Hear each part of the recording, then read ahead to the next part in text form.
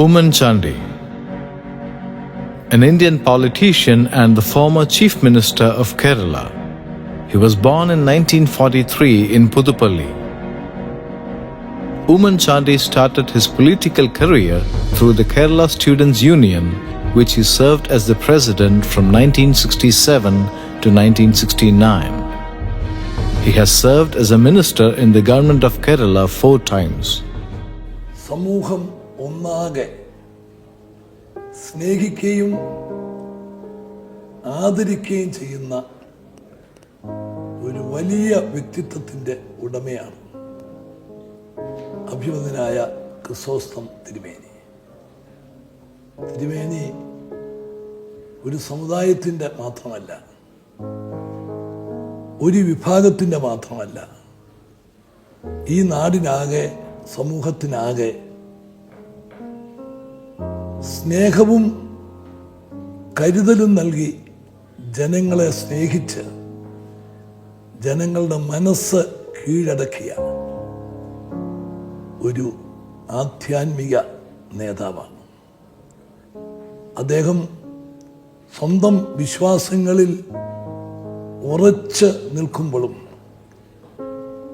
മറ്റുള്ള വിശ്വാസങ്ങളെ ആദരിക്കുവാനും തുല്യമായ പ്രാധാന്യം എല്ലാവർക്കും നൽകാനും ശ്രമിച്ച്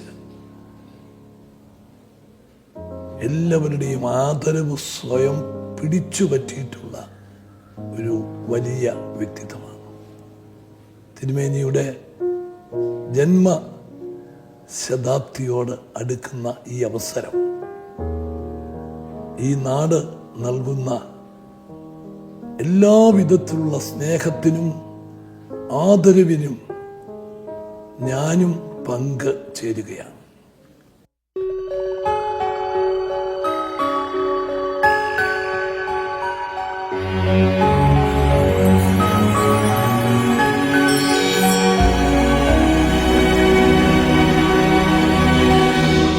മാതൃകാപരമായിട്ടുള്ള കാര്യങ്ങൾ ഏറ്റവും നല്ല നിലയിൽ പറഞ്ഞ് എല്ലാവരുടെയും ആദരവ് പറ്റിയ തിരുമേനിയോട് എനിക്ക് ഒന്ന് ചോദിക്കാനുള്ളത്, നമ്മുടെ രാഷ്ട്രപിതാവ് ഗാന്ധിജിയാണ് ഏറ്റവും വലിയ ഒരു മാതൃകാ പുരുഷൻ. ഞാൻ അദ്ദേഹത്തെ കണ്ടിട്ടുള്ള ഏറ്റവും വലിയ ഗുണം രാഷ്ട്രപിതാവിൽ അദ്ദേഹം പറയുന്നതും പ്രവർത്തിക്കുന്നതും ഒന്നായിരുന്നു. അതുകൊണ്ടാണ് അദ്ദേഹത്തിൻ്റെ ആ ജീവിതത്തിൻ്റെ ആ മഹത്വമാണ്. അദ്ദേഹം മരിച്ച് വർഷങ്ങൾ കഴിഞ്ഞിട്ടും ഇന്ത്യയിൽ മാത്രമല്ല ലോകമെമ്പാടും അദ്ദേഹത്തെ ആദരിക്കുന്നതും ബഹുമാനിക്കുന്നതും. ഇന്ന് ആ ഗാന്ധിസത്തിൽ നിന്നും നമ്മുടെ രാജ്യം അകന്നു പോകുന്നില്ലേ? നമ്മുടെ പൊതുപ്രവർത്തകർക്ക് അതിൽ വലിയ വീഴ്ച വരുന്നില്ലേ? അത് എന്തുകൊണ്ട്, എങ്ങനെ, അതിനെ എന്താണ് തിരുമേനി അതിനെ എങ്ങനെയാണ് കാണുന്നത്? ഗാന്ധിജി നമ്മുടെ മാതൃകാ പുരുഷനാണ്. ഗാന്ധിജിയുടെ ആശയങ്ങളിലും ആദർശങ്ങളിലും നമ്മൾ ഉറച്ചു നിന്നാൽ നമുക്ക് ഇന്ന് കാണുന്ന പല തെറ്റുകളും ഒഴിവാക്കി മുമ്പോട്ട് പോകാൻ സാധിക്കും. പക്ഷേ അത് അകന്നകന്ന് പോകുന്ന ഒരു സ്ഥിതിവിശേഷം. ഇതിനെ തിരുമേനി എങ്ങനെ കാണുന്നു? എന്താണ് തിരുമേനിക്ക്? ഒന്നാമതായിട്ട് ഞാൻ പറഞ്ഞതിൽ നിന്ന് താമസിച്ചു വന്നത് ക്ഷമിക്കണം. അല്ലാതെ മറ്റേ ആത്മഹത്യ ഒരു കേസ് ഇപ്പോൾ അന്ന് എടുക്കാൻ ഒക്കെയില്ലല്ലോ. അതുകൊണ്ട് എനിക്ക് വളരെ സങ്കടമുണ്ട്. മറ്റു പലരെ അദ്ദേഹത്തെ വിഷമിപ്പിച്ചു എന്നുള്ളതിനേക്കാൾ പല കാര്യങ്ങൾ സാധിക്കേണ്ട ആളുകളെ ഞാൻ വിഷമിപ്പിച്ചു. അതിലെനിക്ക് വളരെ ഖേദമുണ്ട്. ചോദിച്ച ചോദ്യത്തിന് മഹാത്മാഗാന്ധിയും ക്രിസോസ്റ്റം മെത്രാച്ചനും തമ്മിൽ എന്തുമാത്രം ദൂരമുണ്ടെന്ന് മഹാത്മാഗാന്ധിയെ അടുത്തറിയാവുന്ന ആളായ നിങ്ങൾക്ക് അറിയാം. മഹാത്മാഗാന്ധി പറയുക മാത്രമല്ല, ജീവിക്കുകയും ചെയ്ത ആളാണ്. ഞാൻ ജീവിക്കണമെന്ന് ആഗ്രഹിച്ചെന്നല്ലാതെ ജീവിച്ചില്ല. അതുകൊണ്ട് ഗാന്ധിജിയുടെ ചില ആദർശങ്ങളും ആഗ്രഹങ്ങളും എനിക്ക് വളരെ അപ്പീൽ ചെയ്തിട്ടുണ്ട്. എന്നാൽ അതിൻ്റെ അവകാശിയാണ് ഞാനെന്ന് പറയാൻ എനിക്ക് ധൈര്യമില്ല.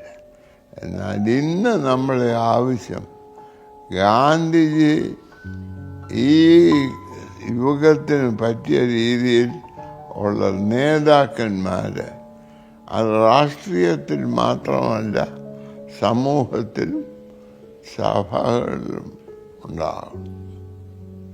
അതായത് ഗാന്ധിജി യേശു ക്രിസ്തുവിൻ്റെ ആത്മാവ് ഒരളവിൽ സ്വീകരിച്ചയാളാണ്. സ്വർഗമല്ല എനിക്ക് വേണ്ടിയത്, പാപിയുടെ രക്ഷയാണ്. അതാണ് യേശു ക്രിസ്തു പറഞ്ഞത്.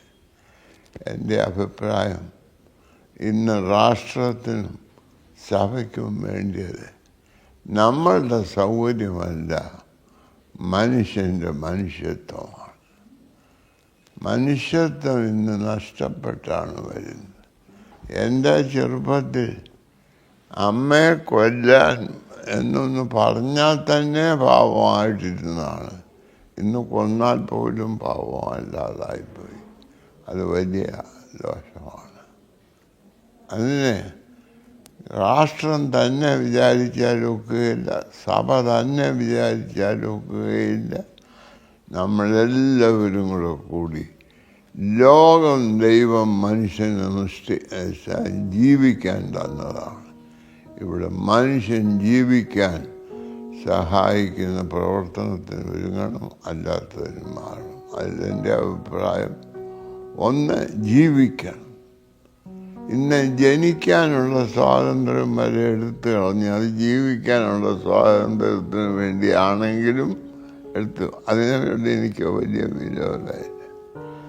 എന്നാൽ ജനിക്കാനല്ലാതെ ജീവിക്കാനുള്ള സ്വാതന്ത്ര്യം കൊടുക്കേണ്ട പ്രൈമറി ചുമതല രാഷ്ട്രത്തിനാണെന്നാണ് എൻ്റെ അഭിപ്രായം.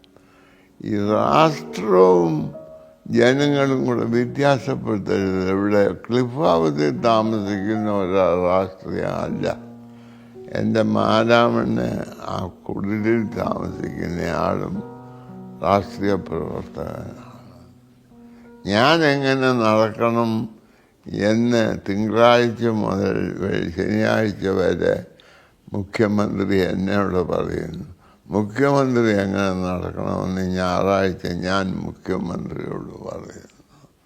അത് രണ്ടും കൂടെ കേട്ടെങ്കിൽ മാത്രമേ, ഭാര്യയും പ്രതിയും കൂടെ കേട്ടെങ്കിൽ മാത്രമേ സാധിക്കുകയുള്ളൂ.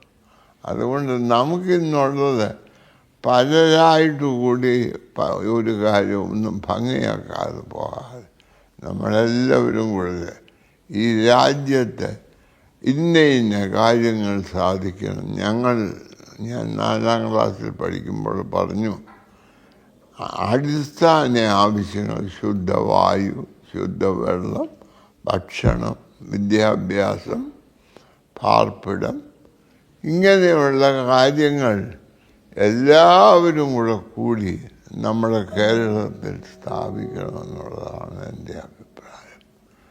അതിൽ ഈശ്വരഭക്തി ഞങ്ങൾ പഠിക്കുമ്പോൾ വളരെ പ്രധാനമാണ്.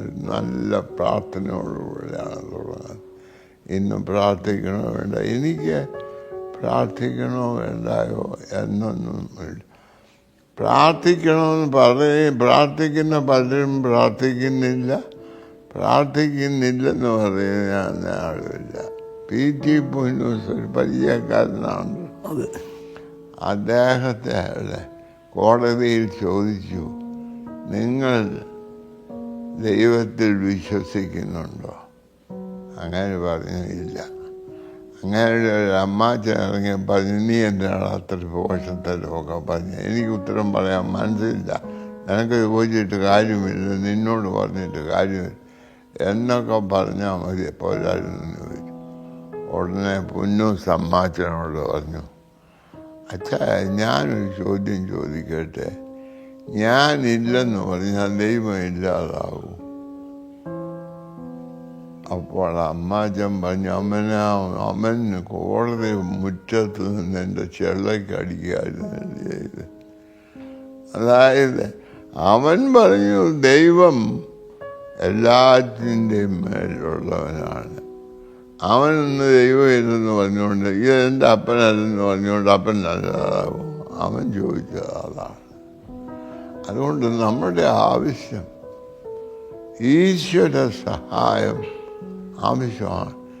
ഈശ്വരൻ ഇല്ലെന്ന് പറയുന്നത് ക്രിസോസ്റ്റം മെത്രാച്ചൻ വിശ്വസിക്കുന്ന രീതിയിലുള്ള ഈശ്വരൻ ഇല്ലെന്നാണ് നമ്മുടെ അച്യുതാനന്ദൻ പറയുന്നത്.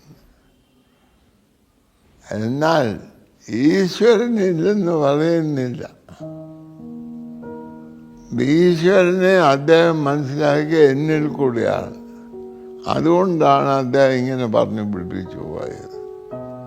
രാഷ്ട്രീയ നേതാക്കന്മാരും സഭാ നേതാക്കന്മാരും സമൂഹ നേതാക്കന്മാരും സമൂഹത്തിനും മനുഷ്യന് ജീവിക്കത്തക്ക രീതിയിലുള്ള ക്രമീകരണം ഉണ്ടാകും. എൻ്റെ അഭിപ്രായം ഇവരെല്ലാവരും കൂടെ കൂടി അടുത്ത 3 വർഷത്തിൻ്റെ ഉള്ളിൽ കേരളത്തിൽ നിന്ന് എല്ലാ അനാവശ്യങ്ങളും നീക്കുകയും ആളുകൾക്ക് ജീവിക്കാനുള്ള എല്ലാം കൊടുക്കുകയും ചെയ്യണം. അതിന് ഇപ്പോൾ അടിസ്ഥാനമിട്ടാൽ, ഇപ്പം ഈ മെട്രോയ്ക്ക് അടിസ്ഥാനമിട്ട പോലെ ഇതുപോലൊരു മെട്രോ ആയിട്ട് ഒരനുഗ്രഹിക്കപ്പെട്ട കേരളം, പരശുരാമൻ സൃഷ്ടിച്ച അന്നത്തെ കേരളം ഈ നമുക്ക് വീണ്ടെടുക്കുന്നതിന് ദൈവം ഉപയോഗിക്കട്ടെ, അനുഗ്രഹിക്കട്ടെ, ശക്തീകരിക്കട്ടെ എന്ന് ഞാൻ പ്രാർത്ഥിക്കുന്നു. വോട്ട് പിടുത്തമല്ല. ദൈവ വഴിയിൽ സഞ്ചരിക്കുന്ന ആളുകൾ കൂരിരുൾ താഴ്വരയിൽ കൂടെയാണ് നടക്കുന്നത്. അങ്ങനെ നടക്കുന്നില്ലെങ്കിൽ അദ്ദേഹം ദൈവ വഴിയിലല്ലെന്നാണ് അർത്ഥം. കഷ്ടത എന്ന് പറയുന്നതില്ലെങ്കിൽ അവൻ കള്ളനാണെന്നർത്ഥം. കഷ്ടതകൾ നമുക്ക് ദോഷമുള്ള ലോകത്തിൽ നീതിമാനായി ജീവിക്കാൻ കഷ്ടത ഇന്നവിറ്റപ്പെടാം. ഞങ്ങൾ കോളേജിൽ പഠിക്കുമ്പോൾ എറണാകുളം കോളേജും ആലുവ കോളേജും കൂടെ ഫുട്ബോൾ മാച്ചൊക്കെ ഉണ്ട്. അപ്പോൾ അങ്ങനെ മാച്ച് നടത്തിയപ്പോൾ രാജാവ് കാണാൻ വന്നു. അദ്ദേഹം നോക്കി ഒരു പന്ത് ഇട്ടുകൊണ്ട് പിള്ളേരെല്ലാം കൂടെ ഓടുക. ഷൺമുഖൻ ചെട്ടിയായിരുന്നു അദ്ദേഹത്തിന് പറഞ്ഞു, ചെട്ടി എൻ്റെ പിള്ളേർക്കെല്ലാം ഓരോ പന്ത് അങ്ങോട്ട് കൊടുക്കുക, അവരത് എടുത്തോട്ടെ. അതിനുമായാലും മറ്റൊരു തിരുവിതാംകൂറുകാർക്ക് കാശില്ലായിരിക്കും, അവർ കിടന്ന് ഓടുന്ന പോലെ നമ്മുടെ പിള്ളേർക്ക് അങ്ങനെ എന്തിനാണ് ഓടിക്കുന്നതെന്ന് ചോദിച്ചു. ഇത് ഞങ്ങളെല്ലാം കൂടെ ഉണ്ടാക്കിയ കൊച്ചി രാജാവ് അറിഞ്ഞ കാര്യമല്ലത്. എന്നാൽ ഇതെന്തിനാണ് പറയുന്നത്? കഷ്ടത സഹിക്കാൻ. ഗാന്ധിജിയെ പോലെ കഷ്ടത സഹിച്ച ആളാര്? യേശുക്രിസ്തുവിനെ പോലെ കഷ്ടത സഹിച്ച. അതുകൊണ്ട് കഷ്ടത എന്ന് പറയുന്നത് അനുഭവം ഉണ്ടാകുന്നില്ലെങ്കിൽ ഇടയ്ക്കിടയ്ക്ക് അവിശ്വാസപ്രമേയവും ഇടയ്ക്കിടയ്ക്ക് കുറ്റാരോപണവും പലതായി ഇല്ലെങ്കിൽ മണ്ടൊരു സൂത്രക്കാരനാണ് എന്നാണ് അതിൻ്റെ അർത്ഥം.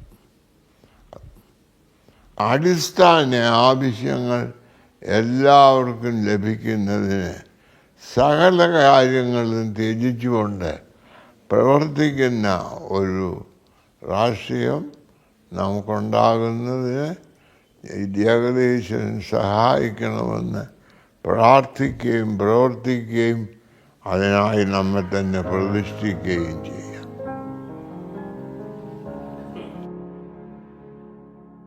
എൻ്റെ ഒരു അനുഭവം തിരുമേനി എൻ്റെ നാട്ടുകാരെ കുറിച്ച് പറഞ്ഞു.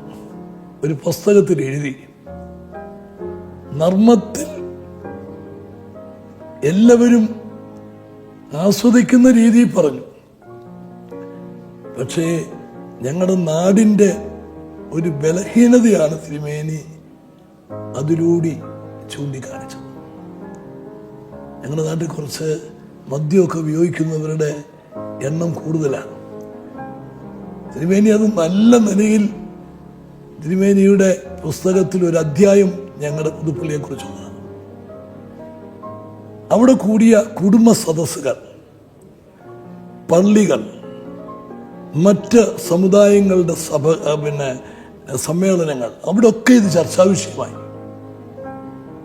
തിരുമേനിയുടെ ആ നമ്മരസത്തിലുള്ള വിമർശനവും കുറ്റപ്പെടുത്തലും ഞങ്ങൾക്ക് അതിൽ നിന്ന് മോചനം നേടുന്നതിന് സഹായകരമായി എന്ന് വളരെ നന്ദിയോടെ പറയാൻ ഈ അവസരം വിനിയോഗിക്കുകയാണ്. ഒരു സിനിമ ആദ്യമായിട്ട് കാണുന്ന ഓർമ്മ എനിക്കില്ല. പക്ഷെ ഞാൻ കാണുന്ന ഓർമ്മയുള്ള ആദ്യത്തെ സിനിമ മുതൽ എനിക്ക് ഇതിനകത്ത് വരണമെന്നായിരുന്നു ആഗ്രഹം.